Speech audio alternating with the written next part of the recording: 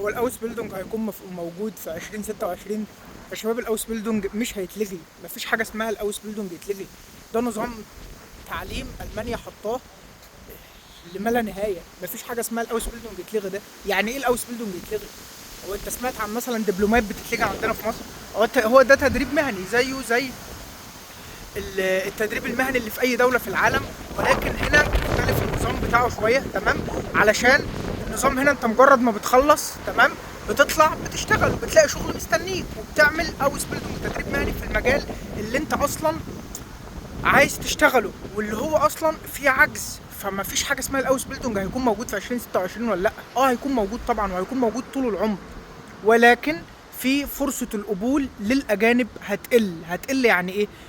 هتنزل. هو اصلا فاتح بالطريقه ديت وبياخد من الاجانب بالطريقه ديت علشان عنده عجز في النقطه دي، ولازم انت تكون عارف ده. يعني الكيرف بتاع العجز هيقل، اكيد هيقل، ما هو مش هيفضل طول عمره في عجز.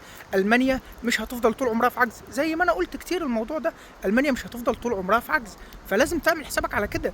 ابدا الماني في اي وقت. انت حطيت خلاص دراسه الالماني في دماغك وحابب ان انت تيجي المانيا، خلاص انت حط الموضوع في دماغك وابدا من النهارده. ما تستناش وما تاخرش وما تاجلش تيجي تقول مثلا لحد 2026 هبدا. مفيش الكلام ده. انت حطيت هدف وحطيت خطه، ابدا، اوعى تتردد.